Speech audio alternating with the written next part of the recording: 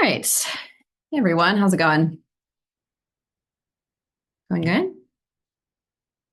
Um, did people watch the eclipse yesterday in the quad? No? Yeah, I so I'm out here in California, so unfortunately we only had like 20% visibility. So it was a little bit underwhelming where I was at. But yeah, it sounds like you guys got some pretty good views on the quad. So yeah, hopefully that was fun. But yeah, cool. So actually, we're getting close to the end of the semester here. Things are starting to wind down. So I wanted to give some final some announcements about things that are coming up here. So hopefully you got my email that I sent out yesterday. I have posted the project specifications. And just to reiterate, given the constraints that I personally have based on, how many projects that I can theoretically grade, as well as the number of presentation time slots that we'll have, on our presentation time and date. Generally speaking, my preference, the default scenario is that you guys work in groups of four. However, I have reserved 5 slots, I guess you could say, for people to work either by yourself or maybe in a group with like 2 people. But those reduced group size slots do come on a first come, first serve basis. And so I'll let you guys know on that Google spreadsheet that I've posted essentially once those slots have been snagged by other people. But basically, if one of those, all 5 of those slots have been snagged, you do need to work with another group of, or basically you do need to work with other people. So also in that Google spreadsheet, I, listed off, like a form, if you will, to, look for group mates if you're not sure who you want to work with. You can also post on Piazza. And you're also more than welcome to like reach out to me or Jordan, if you still have, issues finding people to work with. So the deadline to declare a group on that Google spreadsheet will be April 25th. So that is coming up pretty soon. Um, and yeah, my suggestion, when working on that project is, do make sure that you're reading through all of those specifications very carefully before beginning. Usually one of the key things that I end up taking off points for is, people just like not completing all of the requirements or all of the asks in the specifications. So basically, like, if I'm asking a question in the rubric, I am expecting an answer to that question. So the format of the project, if you've taken a look at the specifications, will be comprised of 3 components. So the main part is going to be the Jupyter Notebook report that you end up submitting. So that'll be due the night before the presentations. And then the other part of the project will be our group presentation session. Um, and then we'll also have peer evaluation as well. So basically, the night before the presentations, you will be randomly assigned to actually 2 groups. You'll be randomly assigned to read another group's report and vice versa. So they'll read your report. And then in addition, you'll be randomly assigned to watch another group's presentation and vice versa. So you'll give them peer feedback as well. So yeah, hopefully the peer evaluation part can help you boost your presentation and report writing skills, as well as also helping to give you useful feedback on some of your technical skills as well. In addition, so we do also have our final exam, which is going to be on the last day of class. So Wednesday, I will work on creating that practice test, and hopefully I should be, posting those practice test materials Wednesday night. So you can take a look at, that practice test to help you start, getting ready for that exam. In addition, we do have 3, including today, 3 more checking Tuesdays left. So I think at this point, everybody should have been checked at least once. Some of you have been checked twice. So in order to get, full credit for the checking Tuesday, you need exactly 2 checks. If you've been checked twice, you're good to go on that. You won't be checked again. And then if you've only been checked once, you basically have 3 more Tuesdays where you could be checked.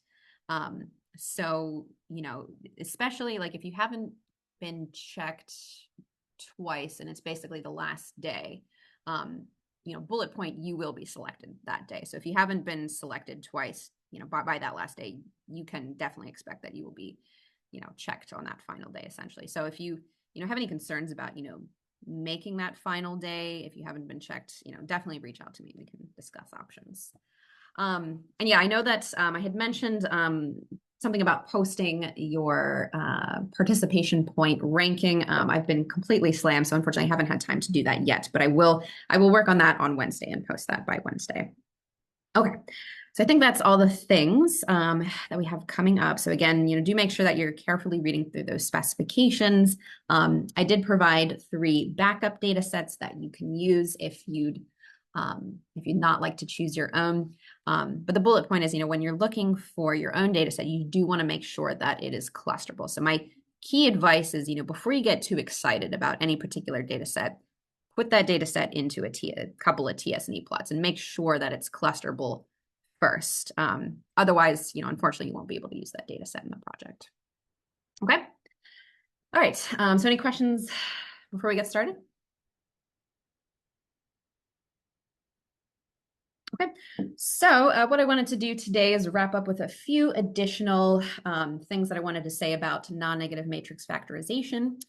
And then we're going to move on to Unit 11. So it's, I wanted to make sure that we had enough time for NMF first, so that's why the ordering of the units are a little bit off. But next, we're going to move on to the next unit, essentially, which is going to be talking about Gaussian mixture models.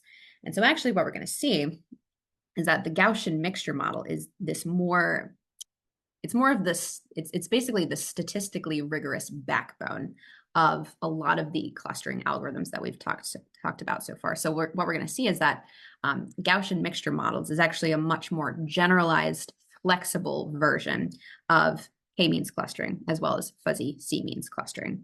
So we'll get to that in just a few minutes, but I wanted to wrap up with some benefits and drawbacks of the non-negative matrix factorization method, as well as the weighted non-negative matrix factorization method.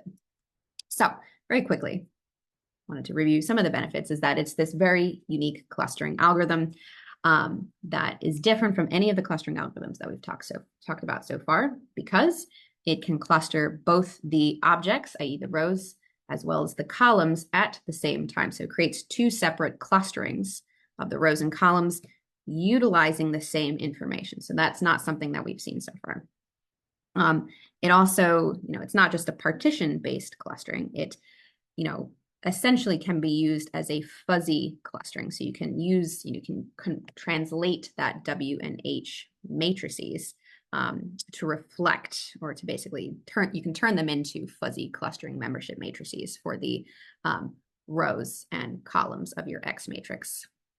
In addition, not only is non-negative matrix factorization an unsupervised learning technique to allow you to examine some of the clustering relationships that exist, you can use this slightly modified version of NMF, the weighted non-negative matrix factorization, to help you impute missing values that might exist in the X matrix. And this is where using non-negative matrix factorization for the purpose of building recommender models to basically give you predictions for those missing values. That's where that part comes in. So it's a supervised, or it's an unsupervised learning that can also be used as a supervised learning method. And the only parameter that you technically need to think about is, how many clusters do you want? Or in other words, how many columns of W and rows of H do you want? However, there are some drawbacks that we observed as well.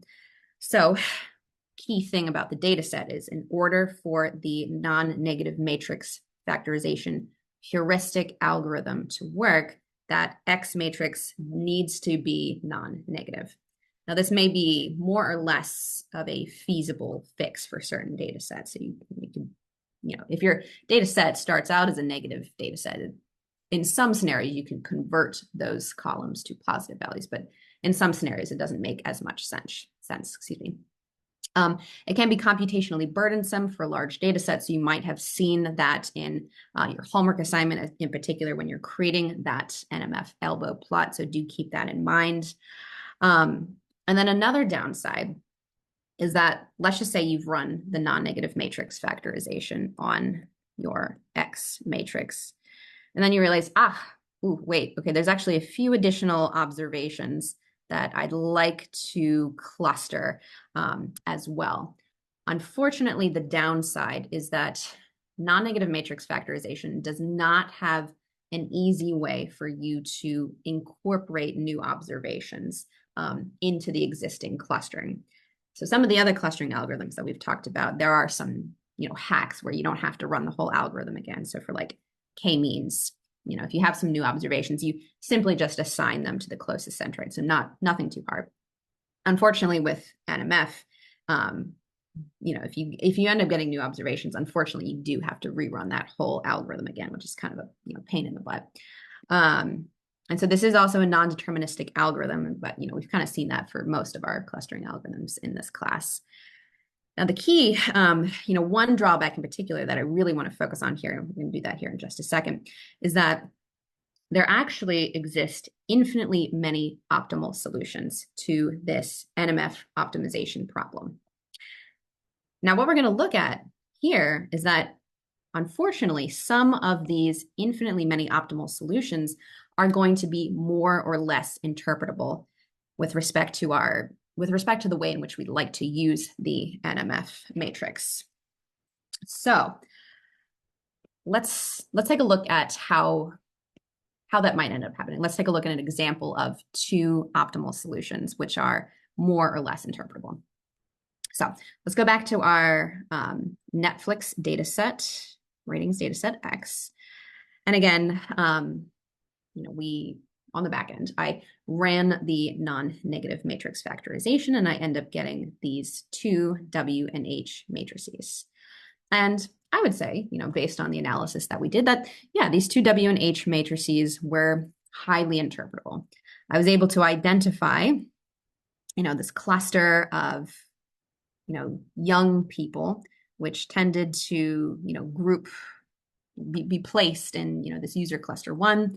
And I was able to see that, these older people tended to be placed in user cluster 2. And furthermore, I was able to see that, the people that had high user cluster 2 membership values. 1 second.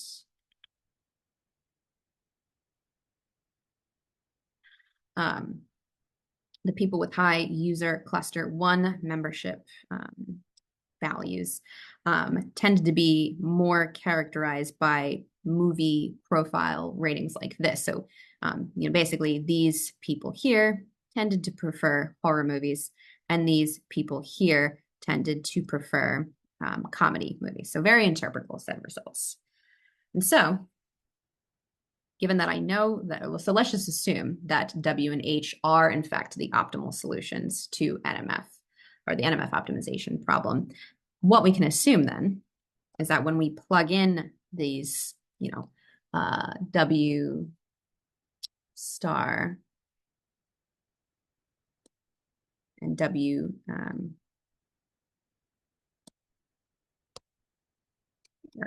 star and H star matrices, when we plug them in to our objective function that we're trying to minimize, what we can assume is that that function, or that objective function value, is in fact the smallest possible value that this function can take on. Okay, so this is just an assumption, given that it is the presumably minimum or optimal solution to this optimization problem.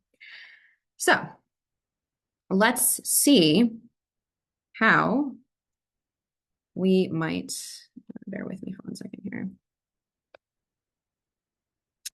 Let's see how we might try to create another set of optimal solutions based on the fact that we know that W star and H star are also optimal solutions. So here's what I'm going to do. I'm going to take my old W star, and H star matrices. And I'm going to multiply them by these two matrices here. So I end up getting this W bar and H bar matrices here. Okay. And so take note of what ends up happening to my resulting W bar matrix, right? So I've purposely selected a really high magnitude value here and a really low magnitude value here. So I end up getting this resulting W bar matrix in which all of the original first column values have been multiplied by 1,000, and all of the original second column values have been multiplied by 1,000. So I've basically upweighted and downweighted the two column values. And I see a similar effect in my H bar matrix as well, right? So basically all of these values here are going to be multiplied by 1 over 1,000. And then all of these values here are going to be multiplied by 1,000. So I end up getting these really large numbers in the second row and these really small numbers in the first row. And so then let's think about the interpretability of these two resulting matrices here. So let's just say we were to turn this W bar matrix into a fuzzy clustering membership matrix. So what would that tell us? Like, what kind of clustering result will we end up getting here?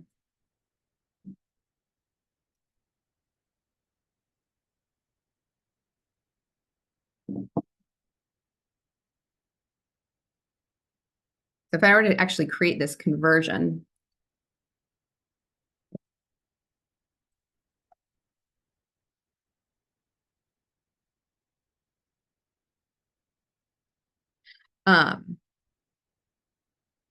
which recall we divide each observation by the row sum. The question is, right, are there going to be any observations which are mostly assigned to user cluster 1?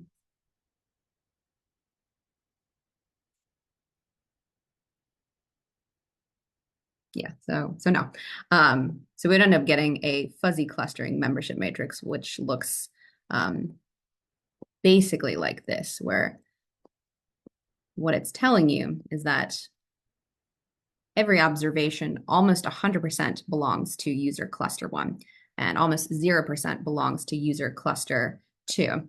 Now that's contrary to what we ended up seeing in our original W star matrix, right? We ended up getting these very useful cluster membership scores, which said that these people mostly belong to user cluster 1, and these people mostly belong to user cluster 2.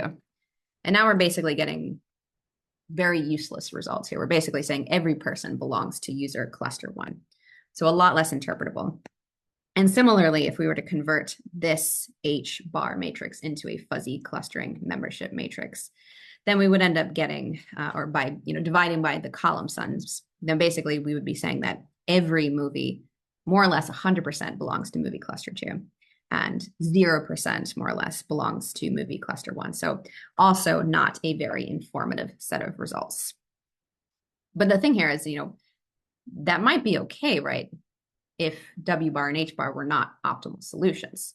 So what we actually want to see is, are W bar and H bar also optimal solutions? So let's see. So first, we want to make sure that W bar and H bar meet the constraints. So,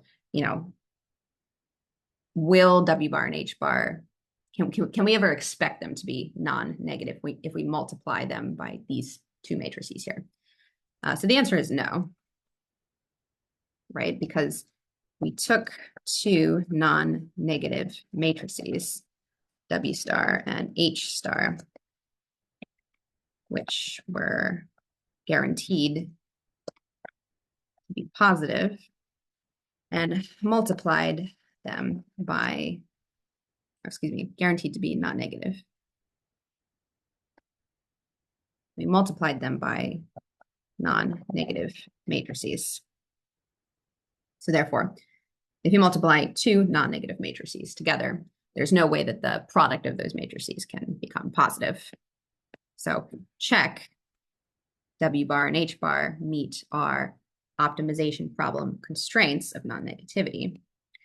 And furthermore, to see if they're optimal, we need to, we would want to check, do they end up giving you the lowest possible objective function value? So let's check that as well. Okay, I'm going to take my W bar and H bar and I'm going to plug them in to my objective function. Okay, and recall the W bar is simply just my optimal solution W star times this matrix. And my H bar is simply just my optimal solution H star times this matrix. Okay. Now notice that I've carefully selected these two matrices here because of what their product actually gives me. So what is the product of these two matrices here?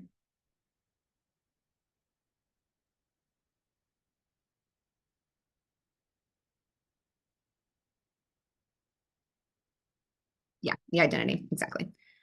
So cleverly selected these two matrices to give you the identity matrix, right? Okay, so those two go away. And yeah, now what we are left with is simply just the objective function value that you would get if you had simply just plugged in your optimal W star and H star matrices.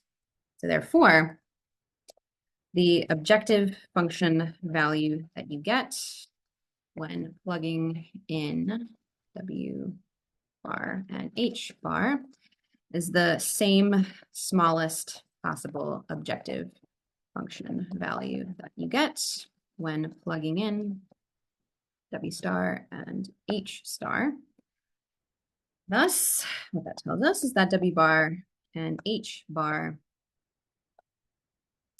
because they also meet the constraints,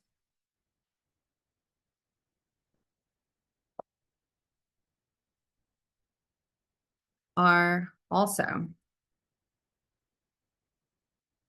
optimal solutions to this optimization problem. But the downside is they are much less interpretable. Okay. So yikes, that's not good, right? So we want to ask the question, did we get lucky by, finding this interpretable W star and H star matrices? And so it's possible that we did, right? Because there's nothing in the optimization problem that is, telling us that this is a better solution than this one here. So it's entirely possible that, when we ran our NMF heuristic algorithm, we could have actually gotten solutions that looked like this. So this is, this is a potential downside to using just the basic non-negative matrix factorization optimization problem. However, can we think of, so, for anyone who's taken like another machine learning class where you've talked about regularization, for instance, can we think of any ideas for how we might add on to our objective function to try to encourage more interpretable solutions? So any ideas? Yeah, so we can introduce carefully selected penalty terms to encourage different scenarios in our W and H matrices that also help encourage more interpretable solutions. So we're going to introduce what we might call a regularized non-negative matrix factorization, or in other words, a multi-objective function optimization problem that is actually going to incorporate three functions, which are going to each be pursuing three goals. So our first goal is simply just the original goal of regular non-negative matrix factorization. So simply just to minimize the error between x and w times h. So this is just this function value here. However, what we would like to do is discourage scenarios like this. So we'd like to discourage, W matrices with these really high magnitude values. We'd like to discourage H matrices with these really high magnitude values. So this is going to be one of our goals that we're going to pursue. And then finally, we might also, in some scenarios, prefer to have increased sparsity in our W and H matrices. So for instance, we might want to, for interpretation purposes, we might, for instance, we might want actually like some of these smaller values to be forced to be zeros, such that we didn't have to necessarily come up with like thresholds ourselves to indicate, how high is high enough to, indicate that there's a particular preference here. So our third goal that we might be curious or might be interested in incorporating is how do we encourage sparsity or more zeros, if you will, in our W and H matrices. So we're going to introduce this modified or regularized non-negative matrix factorization as follows. So here we can see one of our functions is in fact just going to be what we've seen before. So this serves as, for this goal, is to minimize error. We've seen that before. Okay, but now we've also incorporated 4 additional terms into the objective function that we are trying to minimize. So again, we're looking for the optimal W and H matrices, which we are constraining, again, to be non-negative. And now we have these 4 additional terms, and we have incorporated,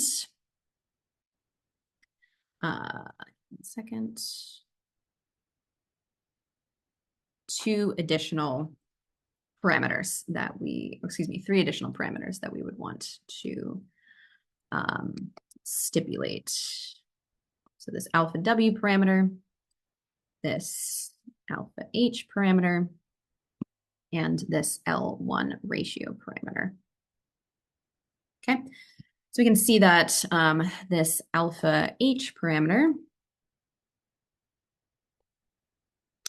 shows up here and here.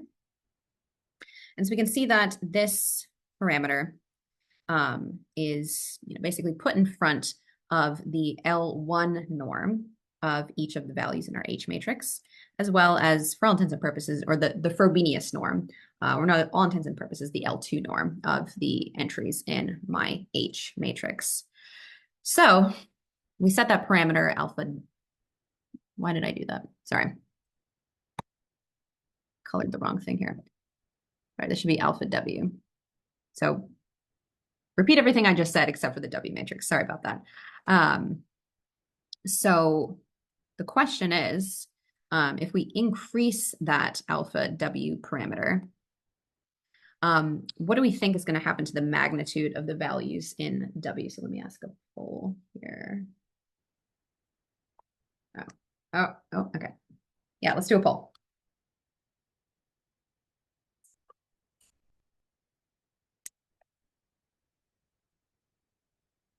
So what do we think the W values in our matrices are going to be encouraged to do?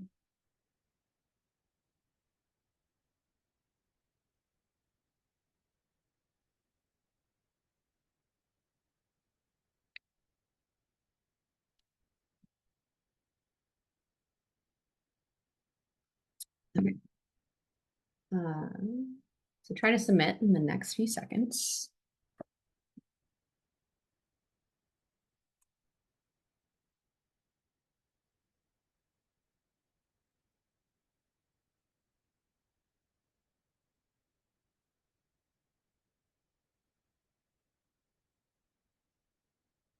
Okay. Oh, interesting. All right. Well, kudos for the 20% of people who said decreases, because yeah, that actually is what the optimization problem will be encouraged to do. to those W values. So think about it like this. We're trying to minimize this overall function here. So basically, the higher that this alpha W value is set to be, the more of a penalty, essentially having these large W values is going to, incur to this optimization problem. So basically, if you set this like alpha W parameter to be like 1,000, and what that means is that even relatively small values in the W matrix are going to lead to a dramatic increase in this overall function value. So therefore, what the optimization problem is going to be encouraged to do is to keep those W values as small as possible, to keep this overall function as small as possible. Okay? And so let's think about what this alpha H parameter is going to do. So let me relaunch another poll. The question is, if we increase the alpha H parameter, which we can see is placed in front of the L1 norm of H and the Frobenius or squared Frobenius norm of H, what do we think that will do to the magnitude of the values in H?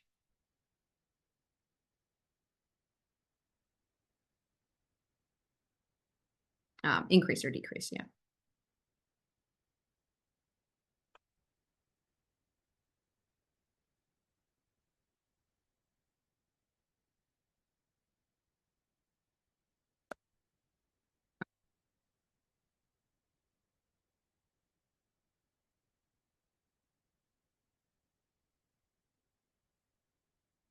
Okay, yeah, right. So this will, for similar reasons, encourage the magnitude of the values in the H matrix to decrease.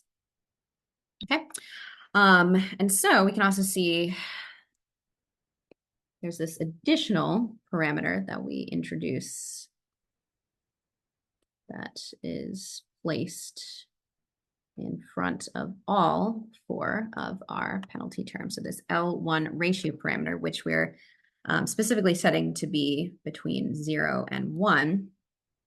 And so let's think about what happens to, what might happen to our NMF results if we encourage this, or if we set this L1 ratio to be closer to 1. So specifically, what this is going to do is that it's going to encourage the L1 norm of both the W and the H matrix to be smaller.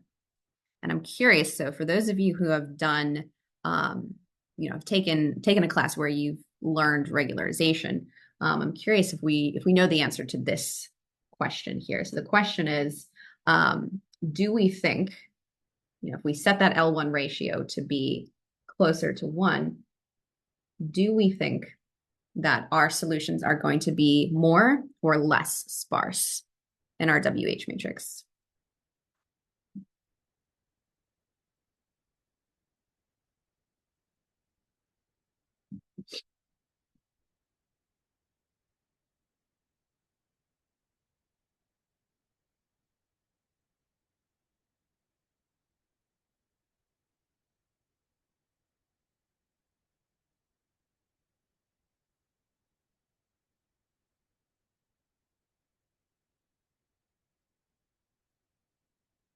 Okay. So, okay. Well, technically, I don't assume that anyone has, taken regularization. I don't assume that anybody necessarily has been introduced to the lasso versus ridge regression and modeling. However, what we see, basically these penalty terms that we're introducing here, if you've seen this in lasso, is basically the penalty term that we incorporate in a lasso regression model. And so basically, the more that a given model is encouraged to keep the L1 of a particular set of values small, what that means is that the resulting set of values are encouraged to be more sparse, or basically you're going to see more zeros. And you see this effect with a lasso model as well. So, just to reiterate here. So, let's just say our L1 ratio parameter was set to 1. So this is a 1, this is a 1, this is a 1. Basically, 1 minus 1 means that these terms either go away. So we're just focusing on this. Or, let's just say it's not, exactly equal to 1. Let's just say it was like 0.9. Then, what this means is that we're going to be focusing a lot more on keeping these terms small. However, because this term is comparatively smaller, we're not going to necessarily need to focus as much on keeping these terms small.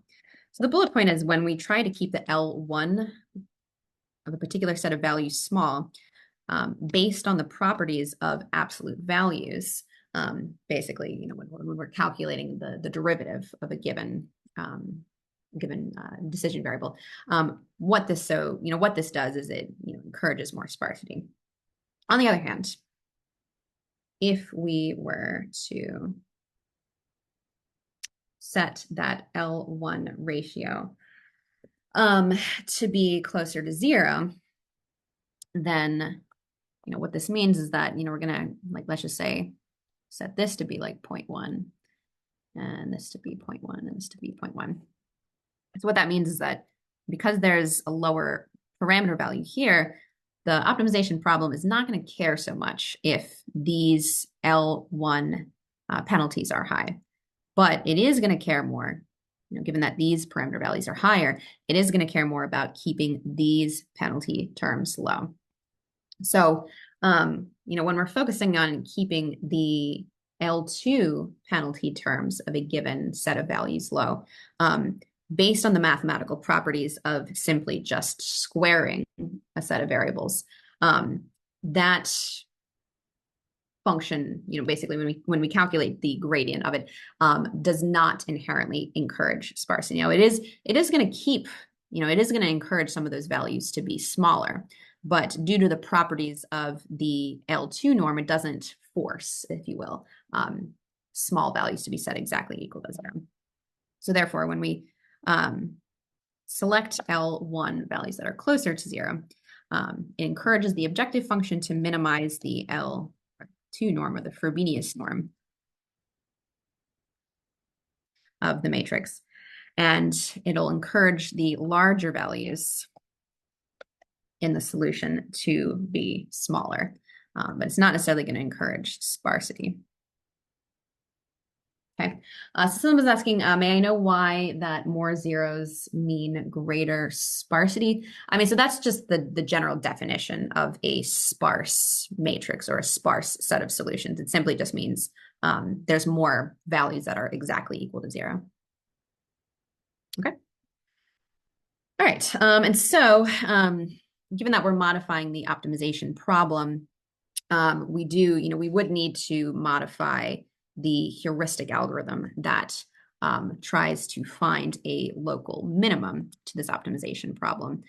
So that heuristic algorithm it's out of scope for this class. We don't quite have time to dig into that, but it does follow a very similar set of rules, if you will. The way that we derive the update equations in the gradient descent algorithm follow a very similar structure. So it's basically like we come up with a carefully selected matrix of step sizes such that we, move in the direction of this function that decreases this function the fastest, but we only move so far such that we're not going to, have those W and H matrices become negative, essentially. Yeah, so someone's asking, so sparsity is comparing the 0 elements to the non-zero elements in a data set. Yeah, so the more sparse a matrix is, the more zeros you have. Okay. All right, so that basically concludes non-negative matrix factorization. So I don't know, it's one of my favorite algorithms it's a fun foundational model. I think it's one of my favorite because it can really do a lot of cool things. So yeah. All right, so any questions before we move on?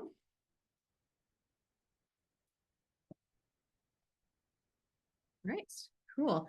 Um, so slightly out of order, going back to Unit 11, which I posted today. Yeah, we're going to talk about Gaussian mixture models, which I mentioned is going to be I would say this is the most statistically challenging unit in the class, except for yeah, I would say when I actually talk about the TSNE algorithm and when I talk about latent Dirichlet allocation, which sometimes I have time for, sometimes I don't, I would say this is the most challenging unit in the class. So this is where you're definitely going to need, material from your Stat 410 classes that you should have taken. Specifically, you're gonna want to refresh at the very least maximum likelihood estimation because it's essentially going to be the backbone of what we're doing here when we are fitting our Gaussian mixture model. So just keep that in mind. So we're going to start off slow here, and we want to think about some of the potential drawbacks of the k-means and fuzzy c-means clustering algorithm that we talked about so far. So let's just say, we're taking a look at our shill-bitting data set. We've visualized a representation of the clustering structure as such. And so based on what we're seeing here, we might want to ask ourselves, what are some reasons for why k-means and fuzzy c-means may not work as well when clustering this data set? So what are some of the ideal properties that this data set is suggested to not meet?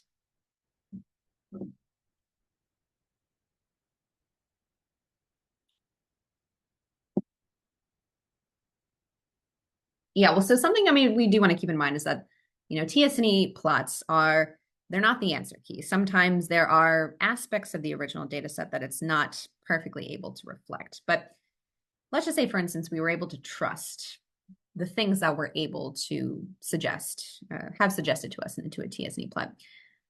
What is one of the ideal properties of k-means that this TSNE plot is suggesting is not met? Yeah, well, convex, if this cluster here may not be convex, but what if we were simply just focusing on these clusters? Are these clusters ideal for k-means? Oh yeah, so I see non-spherical, exactly. So what's suggested here is that these clusters are not spherical.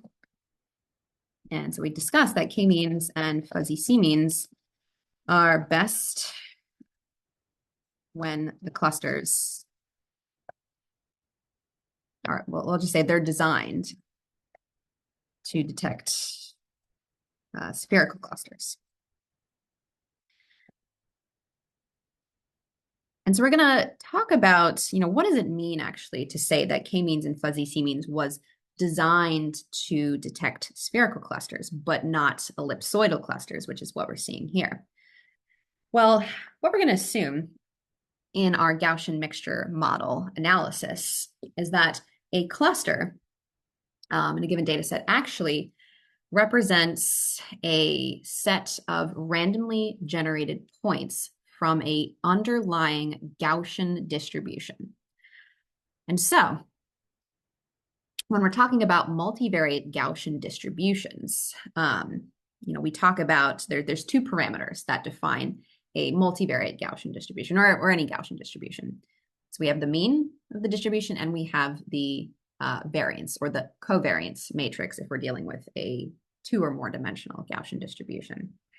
So if we're assuming that a cluster or in other words, a set of observations from a Gaussian distributions displays this spherical shape, then what do we know about, or what are we assuming about its covariance matrix? So for instance, yeah, so one thing that we're assuming is that each of the covariance or each of the covariance values for each of the pairs of attributes is 0. So what that means is that what we would see on the off diagonal of the covariance matrix would be all zeros. And then what are we assuming about the variances of the attributes?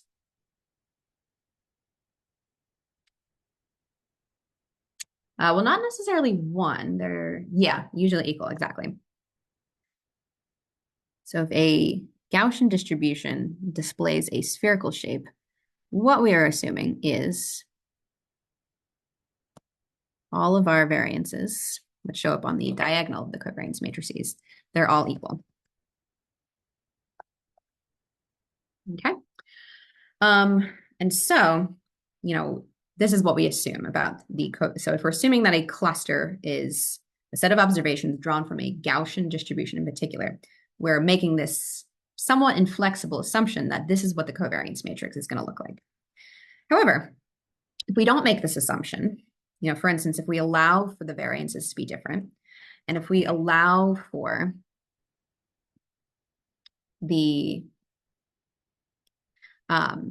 covariances to be non-zero, then what this allows for us to assume about the cluster of the Gaussian distribution is, number one, we can have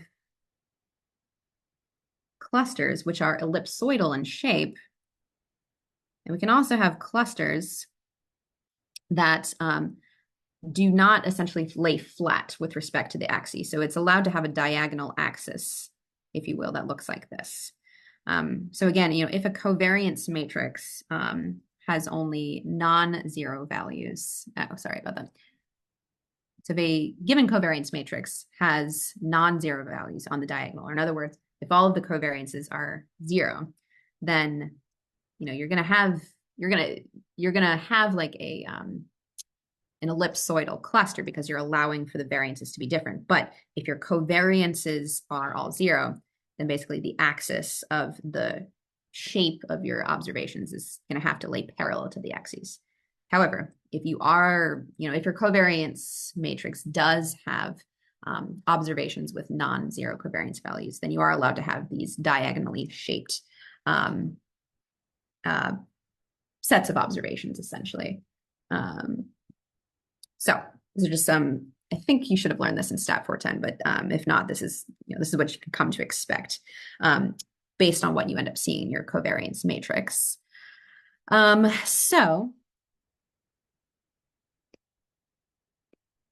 the question is, so let's just say, for instance, this cluster was in fact data, which was generated from, let's just say, sorry, let's kind of throw this away for now. Let's not put this in this. So let's just say, for instance, we have some two-dimensional data set, and we knew that the data was randomly generated from a bivariate normal distribution in which we knew what the mean was, and we knew what the covariance matrix was.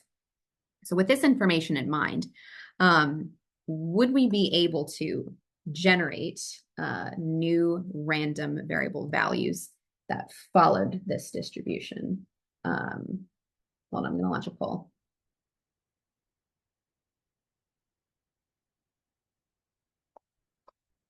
Yeah, so the question is, do we have the capability of randomly generating new observations from this Gaussian distribution?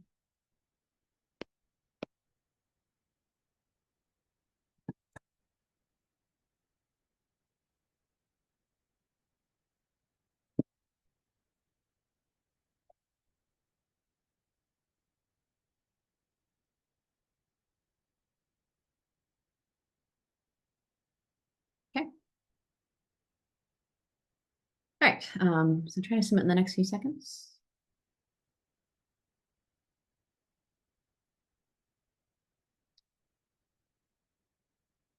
Okay. Yeah, so most of us say yes. So, presumably you would have done this in R, some other programming language. But if you wanted to do this in Python, if you wanted to randomly generate, let's just say 10 observations. Come here. Ugh, goodness. 10 observations from a bivariate Gaussian distribution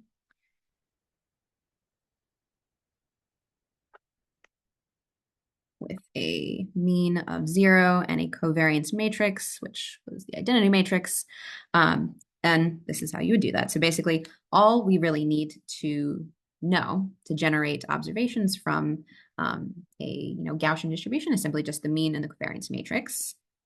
Okay.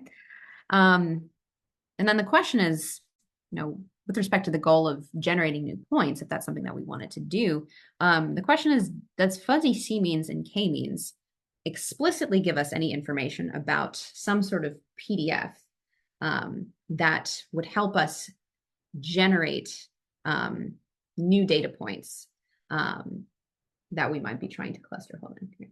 Stop sharing. Post a poll.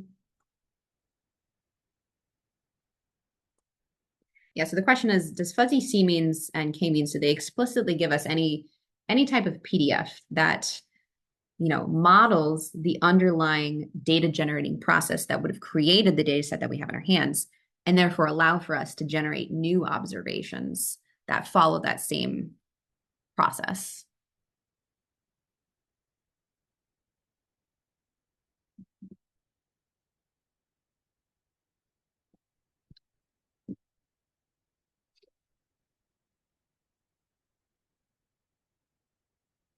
Okay, so try to submit in the next few seconds.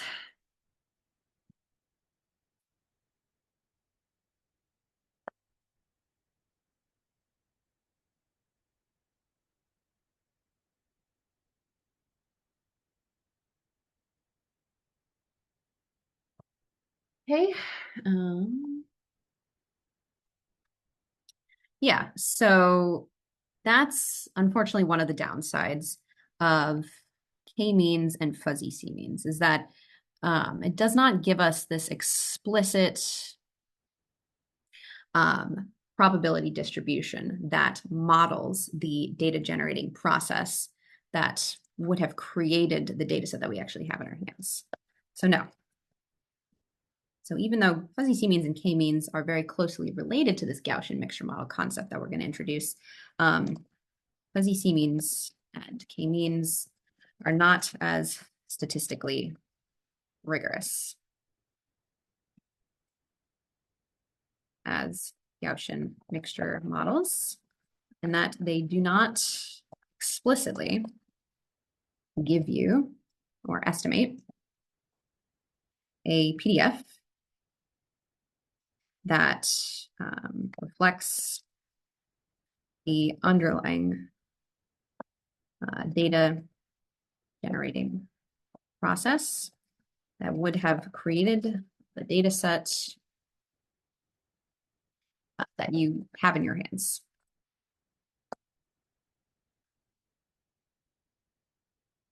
Okay. And so one of the benefits of model-based clustering, so which Gaussian mixture models is a type of clustering, is that it does give us this, or one of the outputs is this statistically rigorous model for keyword generating new random variable values from the underlying distribution that generated the training data set that we have in our hands. Okay, so maybe that was a little bit redundant here. Okay, so this is one of the main selling points of Gaussian mixture models. So it's basically a more flexible version of k-means and fuzzy c-means. And then in addition, it actually statistically models the data generating process, which would have created the data. And therefore that allows for us to generate new observations. So this is a generative model. Yeah. All right, questions on that? Okay. So let's think about why we might want to use model-based clustering in particular. So, for instance, we've seen this data set before. We've clustered it with k-means, and we saw that, well, maybe k-means is not, or in other words, a partition-based clustering is not necessarily going to be the most insightful clustering of this data set, right? Because we have these highly overlapping points where, it doesn't necessarily make sense to say that this point definitely belongs to cluster 2. Given that it's a straddle node, it could have gone, both ways. So, we introduced the fuzzy C-means clustering algorithm to reflect that, the uncertain nature of this particular observation's cluster assignment. So what this indicates, or what we might want to see is, a clustering that says this point should 50% belong to this cluster and 50% belong to this cluster, so on and so forth. So let's just assume, for instance, that the observations that we see visualized in these 4 clusters below was in fact generated by a bivariate Gaussian distribution. So we're making that assumption. And so based on, what we're seeing here, we might want to, we could actually probably estimate ourselves if we had to estimate what the underlying mean and covariance matrix of these 4 Gaussian distributions might be. We can actually, pretty easily, come up with a pretty good estimation, simply just by eyeballing this data set here. And then furthermore, assume that, we randomly sample an observation from the data set below. And so we might want to also calculate the probability of, the probability that it was drawn from this cluster, this cluster, this cluster, this cluster. So we can also simply, just by eyeballing this data set here, approximate what each of these probabilities would be. So we call these the priors. So I think I'm actually going to open up a breakout room for the next 4 minutes. So I do know that checking Tuesday is coming up. So let me do that really quickly. So I'll give you guys 4 minutes to discuss that in the breakout rooms. So let's see what we have here.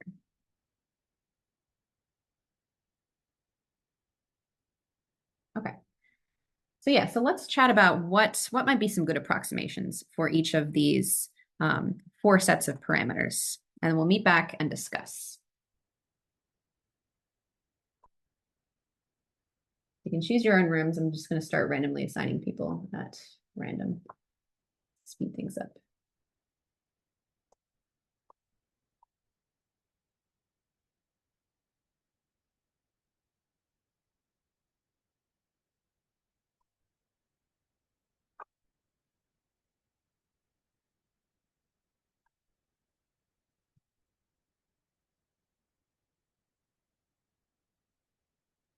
All right.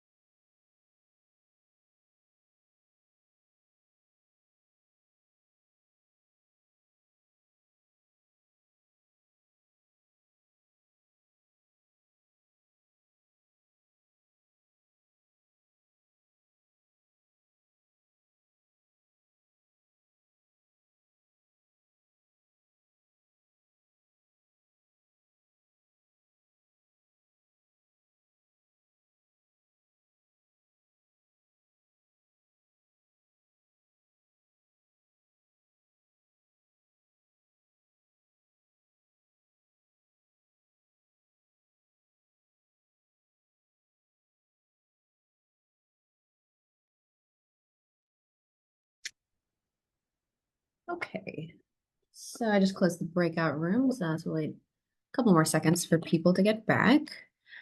However, if we decided that we wanted to use just more basic eyeballing, I guess you could say, to estimate what the underlying properties would be for these Gaussian PDFs, so let's focus on cluster zero or Gaussian distribution zero. So what might we roughly estimate the Gaussian distribution mean to be?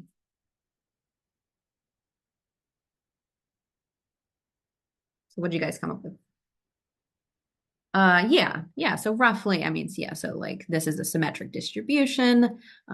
Symmetric distributions, the mean is roughly in the center. Yeah. So a good estimate might be 0, 10. Okay.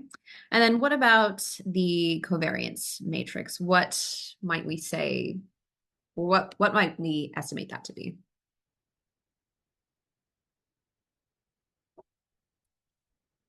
Well, okay, so for starters, what do we think the off diagonal would be? So what do we think the covariance would be?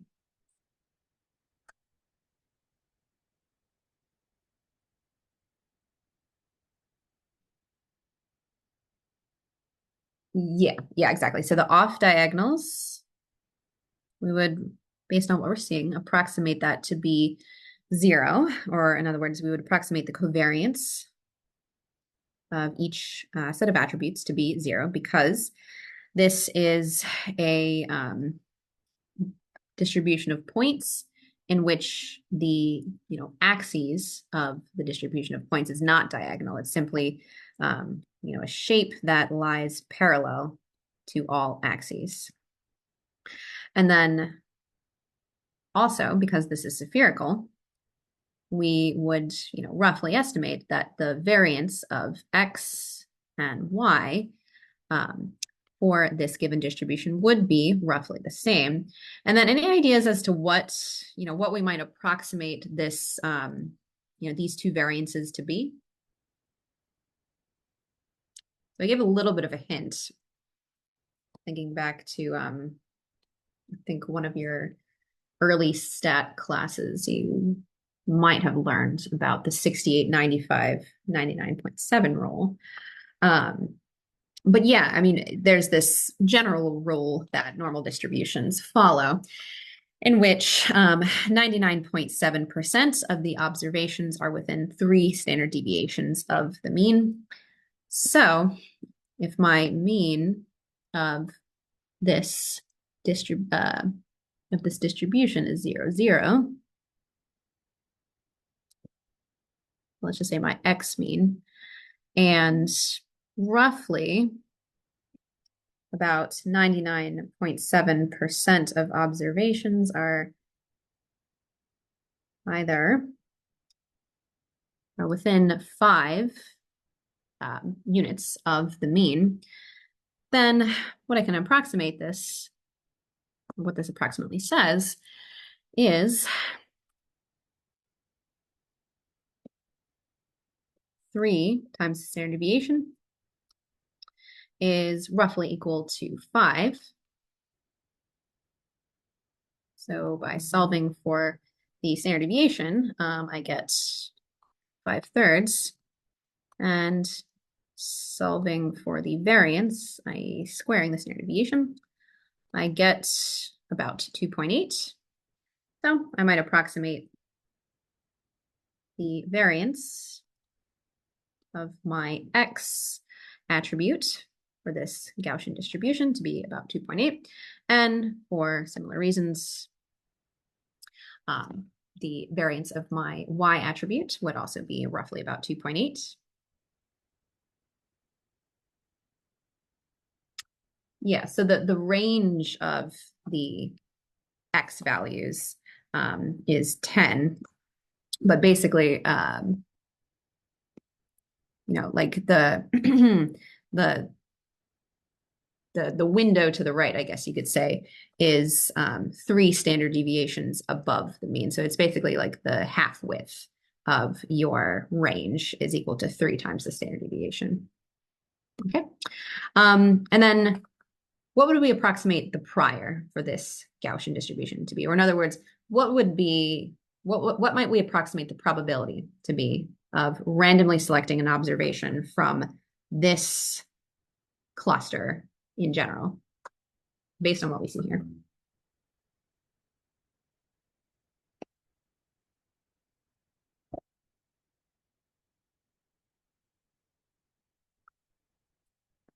So it looks like, right,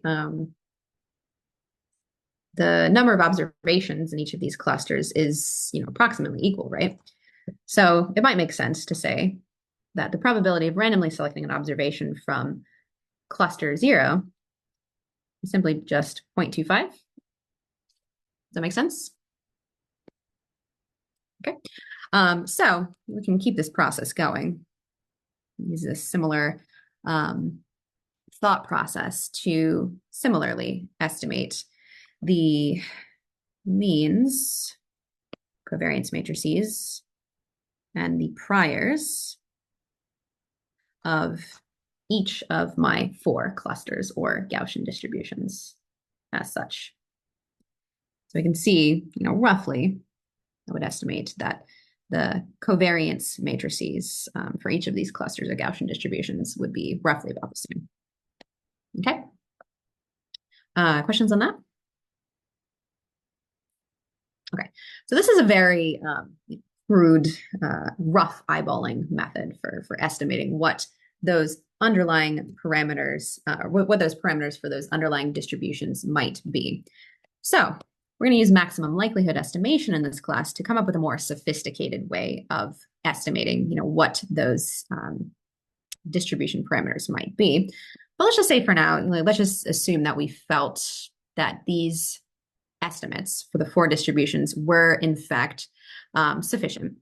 So then what we can do is we can actually use Bayes' equation to perform the second step of what we're essentially going to achieve in Gaussian mixture modeling.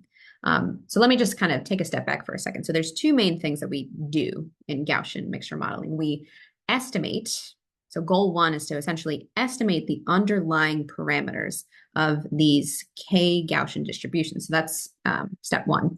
And then step 2, once we have those estimated parameters, we actually use what we know about the Gaussian distributions to actually cluster the data. So cluster the data set that we have in our hands. So what we'd like to do is take this new observation, so 4.9 and 10, and use our assumed parameter estimates from each of our 4 Gaussian distributions to come up with a fuzzy clustering membership score for that observations and our 4 clusters.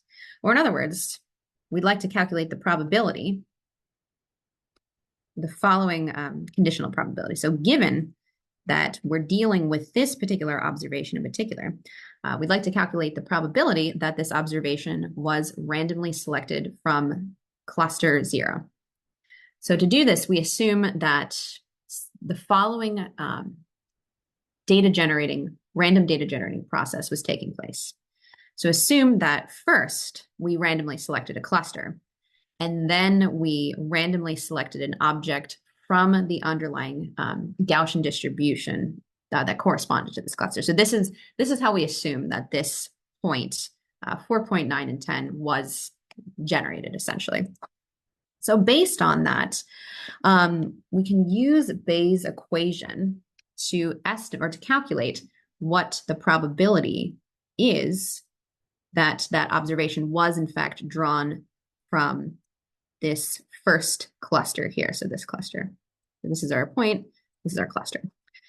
So we can use Bayes' equation, the conditional probability. Okay. So what this is actually, or what we can calculate this to be, is the probability of X, and given that X was randomly selected from cluster 0, divided by the PDF, the PDF of X. Or in other words, what you get when you plug in X into the corresponding distribution. Okay. And so we can use the general multiplication rule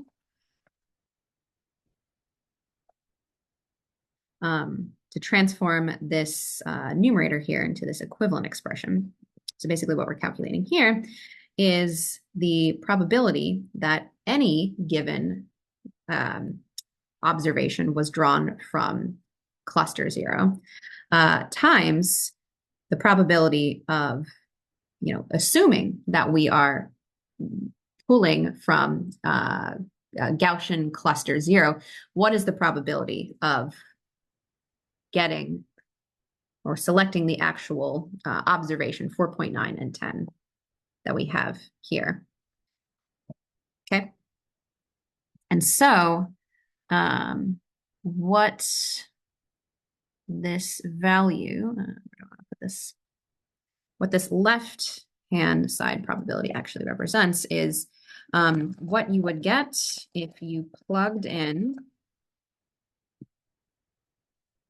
our actual point, 4.9 and 10,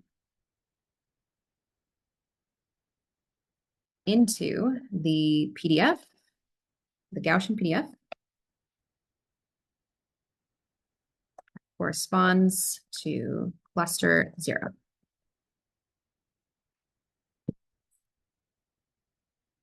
And that is this here. And this value here, we have estimated that already. So that is our prior. We've estimated to be 0.25, i.e. the probability of randomly selecting, in general, the 0th cluster in our data generation process.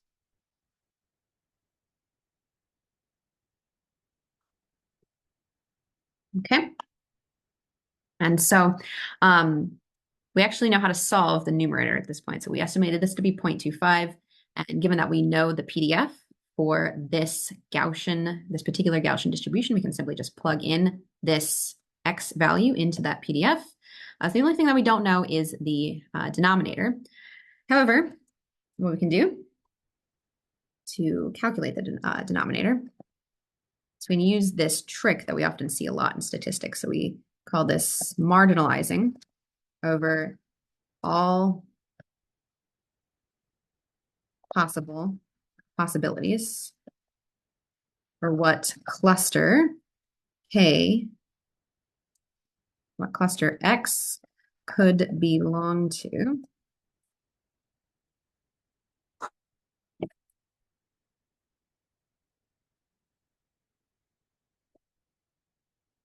Right?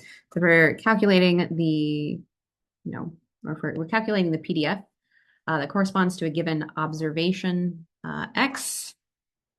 We can actually break this down into, 4 scenarios. So we can calculate the probability or the PDF of, what we get if we are assuming that, we have this particular observation, 4.9 and 10, and we know that it came from this particular cluster.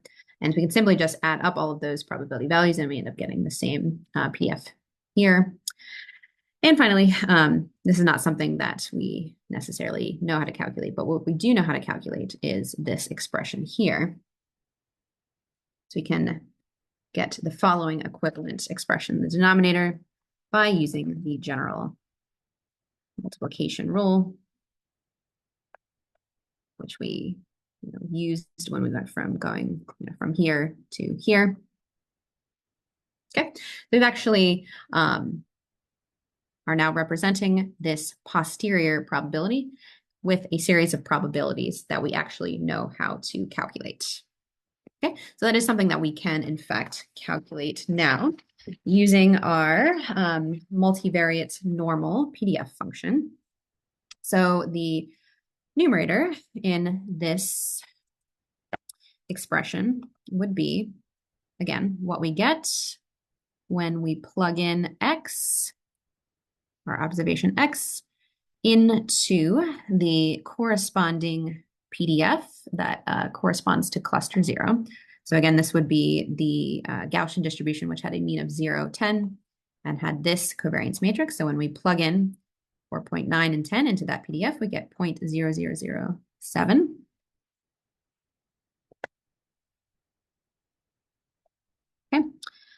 And then we multiply that by our estimated probability of randomly selecting the 0th cluster. So we estimated that to be 0.25. Right, so that's our numerator. And then our denominator is simply just doing that, or basically calculating that same product, but for all of the clusters in the data, taking the sum. So what we do is plug in our observation, 4.9 and 10, again into the 0th cluster. Look at this again and multiply by the probability of randomly selecting the 0th cluster. Then we plug in our 4.9 and 10 into the PDF that corresponds to the cluster 1, which has these different sets of parameter values. And so we can actually see that that PDF value would be very close to 0. And then we multiply that by the probability of randomly selecting randomly selecting cluster 1. So again, that was 0.25. And so on and so forth. We do this for the remaining 2 clusters. So get this, and we get approximately close to this. And so the posterior, i.e. the probability that this observation, 4.9 and 10, the probability that this particular observation was randomly selected from cluster 0 is estimated to be 0.5833. So we could think of this actually as the cluster membership score of this observation to cluster 0. And to be honest, based on that observation's placement in the data set, a cluster membership score or a probability of 0.5883 makes a lot of sense because it straddles that, it straddles 2 clusters, if you will. So really quickly, and we would also want to calculate the probability that this given observation X was randomly drawn from the first cluster, the second cluster, and the third cluster. So you can repeat that same process now using a different set of clusters, so on and so forth, and use that to calculate the remaining posterior probabilities or the remaining cluster membership scores. Ugh. So what we are estimating here with these posterior probabilities is that the probability that this observation comes from cluster 1 is very small, and that makes sense. It's basically right here.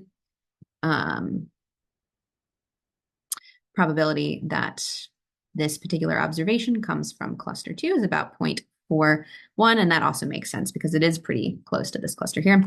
And finally, the probability that this given observation was specifically selected from this cluster 3 is calculated to be some number very close to 0. And so again, that makes sense because that is, this is our cluster 3 here. So basically, if we have settled upon a set of Gaussian parameters, then we can use the property, we can use Bayes' equation and our assumptions about the underlying Gaussian distributions to calculate the probability that any given observation was randomly drawn from that corresponding Gaussian distribution. Or in other words, we can create a fuzzy clustering membership score for that particular observation in that particular cluster. Okay, cool. So I've gone over. So I will stop there. I see a question here, so I will get to that in 1 second.